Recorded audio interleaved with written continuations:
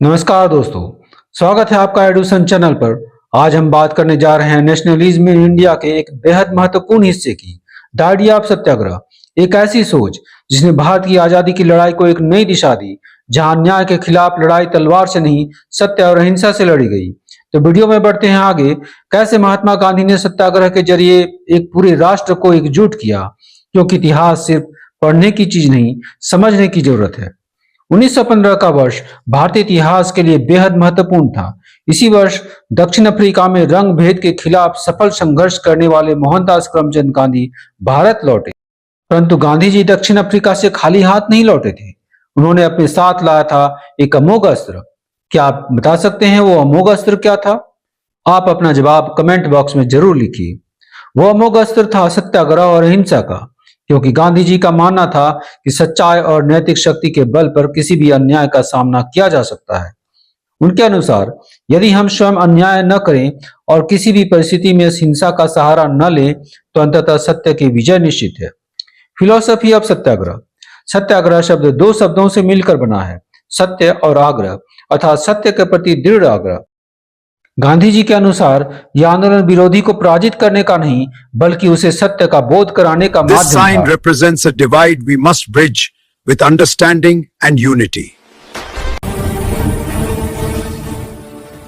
वे कहते थे, satyagraha is the weapon of the strongest. Satyagraha कमजोरों का नहीं, बल्कि सबसे शक्तिशाली का अस्त्र है। भारत में सत्याग्रह का आरंभ। गांधी जी ने भारत लौटने के बाद सबसे पहले देश की सामाजिक और आर्थिक स्थिति को समझने के लिए यात्रा की। उन्होंने किसानों, मजदूरों और गरीबों के बीच रहकर उनकी परेशानियां देखी। धीरे धीरे उन्हें यह एहसास हुआ कि अंग्रेजों के शासन के कारण भारतीय जनता अन्याय और शोषण का शिकार है। चंपारण सत्याग्रह 1917। गांधी जी का पहला सत्याग्रह आंदोलन बिहार के चंपारण जिले में हुआ। यहाँ के किसानों को नील की खेती के लिए मजबूर किया जाता था, जबकि इससे उन्हें भारी नुकसान होता था।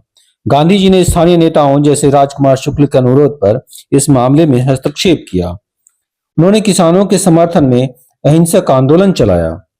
अंततः सरकार को किसानों की मांगें माननी पड़ी। यह गांधी जी की पहली बड़ी सफलता थी। भारत में सत्याग्रह की जीत। खेड़ा सत्याग्रह 1918। अगला आंदोलन गुजरात के खेड़ा जिले में हुआ। यहाँ के किसान फसल खराब होने के बावजूद टैक्स देने को मजबूर किए जा रहे थे। गांधी जी ने सरदार वल्लभ भाई पटेल के साथ मिलकर किसानों का नेतृत्व किया। उन्होंने कर भुगतान का बहिष्कार किया और सरकार से राहत की मांग की। आखिरकार अंग्रेजी सरकार को झुकना पड़ा और किसानों को कर से राहत दी गई। खेड़ा आंदोलन ने दिखा दिया कि सत्य और एकता के बल पर अन्याय को हराया जा सकता है। अहमदाबाद मिल मजदूर सत्याग्रह 1918। इसी वर्ष गांधी जी ने अहमदाबाद के मिल मजदूरों के लिए सत्याग्रह किया। मजदूरों को वेतन वृद्धि नहीं दी जा रही थी, जबकि महंगाई बढ़ चुकी थी। गांधी जी ने उपवास रखकर शांति से आंदोलन चलाया। आखिर में मिल मालिकों को मजदूरों की मांगें माननी पड़ी। इन तीनों आंदोलनों ने गांधी जी की नेतृत्व क्षमता और सत्याग्रह की शक्ति को स्थापित किया। जनता को विश्वास हुआ कि गांधी जी एक ऐसे नेता हैं जो बिना हिंसा के भी न्याय कर सकते हैं। गांधी जी का मानना था कि कोई भी आंदोलन तभी सफल हो सकता है जब उसके पीछे नैतिक बल हो। उनके अनुसार The aim of Satyagraha is not to destroy the opponent but to convert him। यानी विरोधी को हराना नहीं, बल्कि उसे सच्चाई का एहसास कराना है।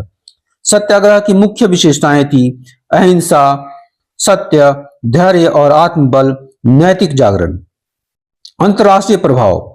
गांधी जी ने दक्षिण अफ्रीका में भी यही सिद्धांत अपनाया था। वहां उन्होंने भारतीयों के साथ होने वाले भेदभावों के खिलाफ शांतिपूर्ण आंदोलन चलाया और सफलता हासिल की। इसलिए जब वे भारत आए तो भारतीय जनता पहले से ही उनके अहिंसक संघर्ष से परिचित थी। उनकी रणनीति अन्य नेताओं से अलग थी। वे जनता के दिल में जगह बनाना जानते थे। वे कहते थे, the soul of India lives in its villages.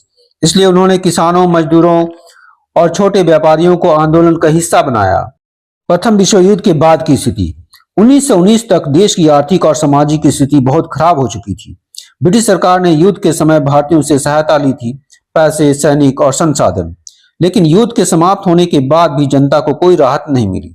महंगाई, बेरोजगारी और अकाल ने जनता को तोड़ दिया था। इसी समय अंग्रेजी सरकार ने रॉलेट एक्ट लागू कर दिया, जिसने लोगों की स्वतंत्रता छीन ली।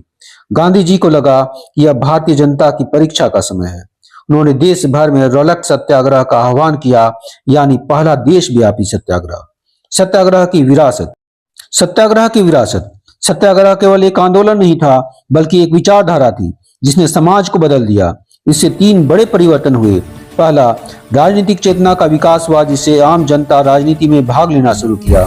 दूसरा, हिंदू मुस्लिम एकता और सामूहिक संघर्ष की भावना बढ़ी। तीसरा, नैतिक पुनर्जागरण शुरू हुआ। हिंसा, घृणा और भय की जगह सत्य और प्रेम ने ले ली। इस प्रकार हम देखते हैं कि गांधी जी का सत्याग्रह भारत की स्वतंत्रता संग्राम की आत्मा बन गया। उन्होंने दिखाया कि बिना हथियार उठाए भी एक साम्राज्य को चुनौती दी जा सकती है। सत्याग्रह ने भारतीय जनता को आत्मविश्वास, एकता और नैतिक शक्ति प्रदान की। उनका यह संदेश आज भी उतना ही प्रासंगिक है।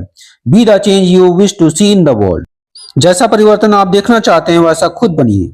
तो ये थी द आइडिया ऑफ सत्याग्रह की कहानी, जहां गांधी जी ने दिखाया कि सच्चाई और अहिंसा ही सबसे बड़ी ताकत है।